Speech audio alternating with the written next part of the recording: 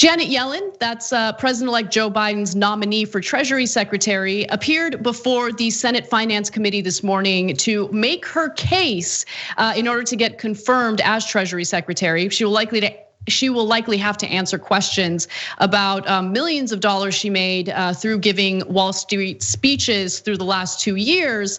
But she did have some interesting statements in regard to what needs to be done to offer real economic relief to Americans amid the crisis that we're experiencing with the pandemic and the economic decline for the vast majority of Americans.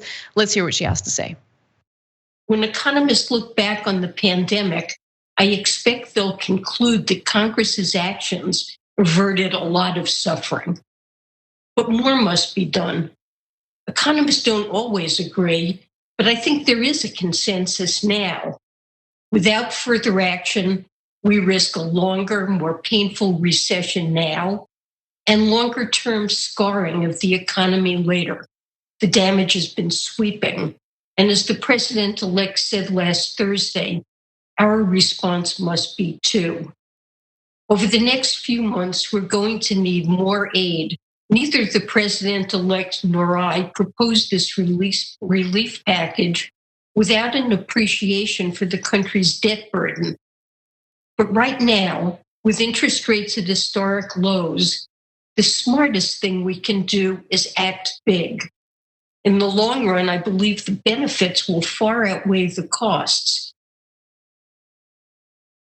So there you have it, Yellen mirroring some of the language that we've heard from Biden recently regarding deficit spending. Biden, who has typically been more of a deficit hawk, is now kind of moving away from that messaging to argue that we shouldn't be so concerned about deficit spending when it comes to providing relief to Americans, which of course they desperately need right now. And Yellen also mentions how the debt is concerning, but interest rates are at record lows. I have some strong feelings about interest rates being at record lows because I think that actually does create a problem for people who just want to save. There's really no incentive to save right now, and there's more of an incentive to borrow money. And I don't think that's necessarily the right way to go about it. But nonetheless, I think that's a different conversation for a different day. Ryan, I do want to bring you in and get your thoughts on Yellen's statements there. I'm concerned that she took $7.2 million giving speeches to Wall Street over the last 2 years, but her messaging there seems pretty sound. What do you think? And actually, let me pick up on that point that you made, because we do celebrate low interest rates all the time. Like that's like a universal thing pretty much across the spectrum.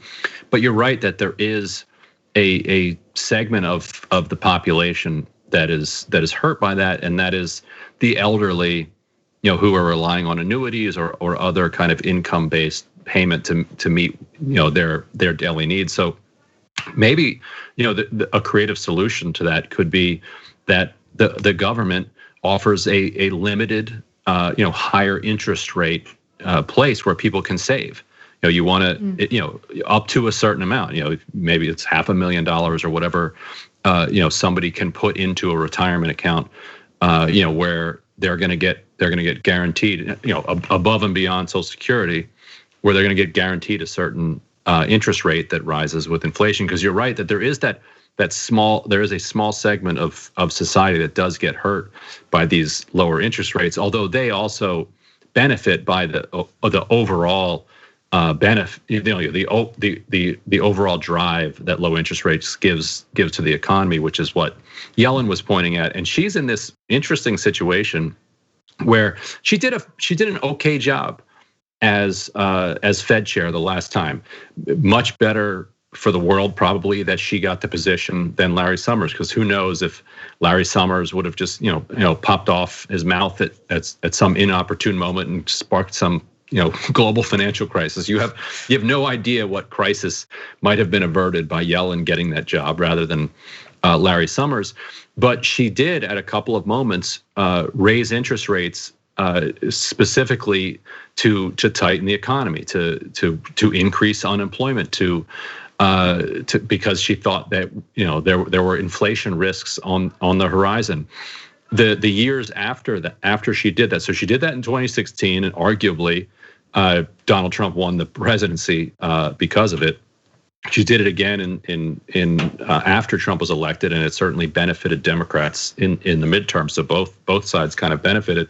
Her idea was there's no slack in the economy. Unemployment can't go any further, and so if you don't tighten the economy right now, then you're going to have inflation. We need to do something about it. That was obviously wrong, because unemployment kept going down at that point, and that challenged all of the orthodox economic assumptions at the time. There were plenty of people and lay people like myself and others who were writing at the time, because you don't have to have an economics degree to understand that there are millions of people still unemployed that are looking for work, and if the economy gets stronger, those people are going to find work. So she was out of touch with the real economy.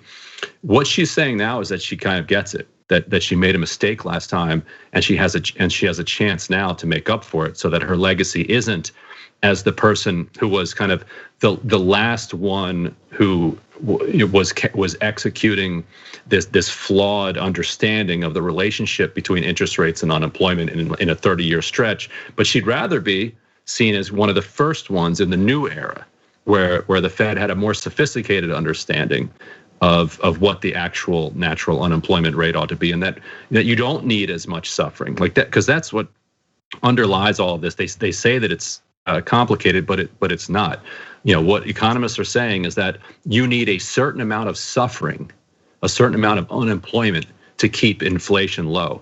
And what the last several years has shown us is that that's actually not true. Unemployment was driven down to previously unthinkable lows, and we still didn't get inflation. So economists were wrong, and she understands that. So now it's up to her to try to execute on that. So she's served some pretty impressive roles in her career. She was part of Bill Clinton's Council of Economic Advisors. She also chaired the Federal Reserve, and that's what we're talking about here, from 2014 to 2018. And the thing about the Federal Reserve that's been frustrating, and it's more pronounced during this crisis, is the fact that it just keeps pumping money, printed money, digitized money, however you want to refer to it, to provide liquidity to big banks, and now during this pandemic to corporations that are really struggling. And what that does is it artificially inflates the value of these companies, right? So you look at the stock market, and regardless of what's happening in the country, regardless of how many, tens of millions of Americans filed for unemployment in the beginning of the pandemic, and now hundreds of thousands of Americans, filed jobless claims. Doesn't even matter. The stock market is completely untouched. It's completely disconnected from reality, and there's a bubble, but it seems like that bubble is just ever expanding, and that house of cards just continues to grow.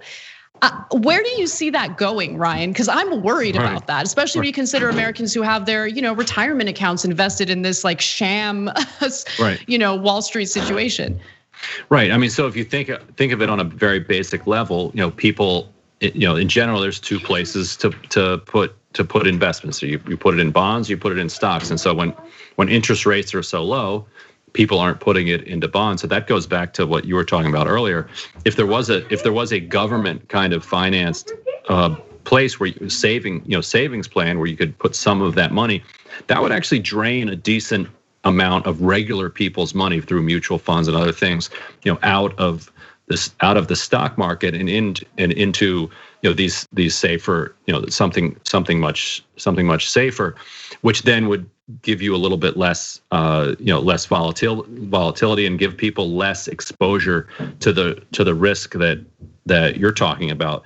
But you're right, it's a powder keg, and it's hard to know exactly what, because the real economy as you drive around this country is suffering.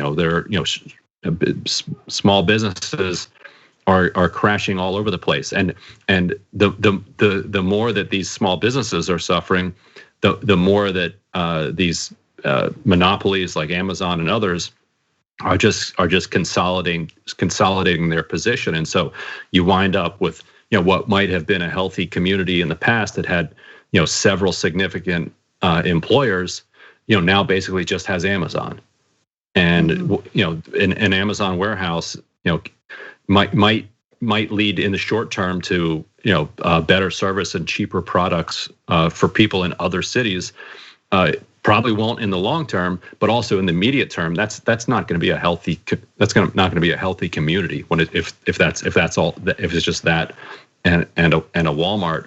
And so there's going to have to be some serious state and local aid, and there's going to have to be some rethinking about the way that cities and counties support small businesses. There's going to have to be some cooperative element, some kind of public-private partnerships that say that if you want small businesses in your community, and you do, because you're not going to be a thriving community without them, then there's going to be some public role to keep those going. Thanks for watching The Young Turks. Really appreciate it. Another way to show support is through YouTube memberships. You'll get to interact with us more. There's live chat emojis, badges. You've got emojis of me, Anna, John, JR. So those are super fun. But you also get playback of our exclusive member-only shows and specials right after they air. So all of that, all you gotta do is click that join button right underneath the video. Thank you.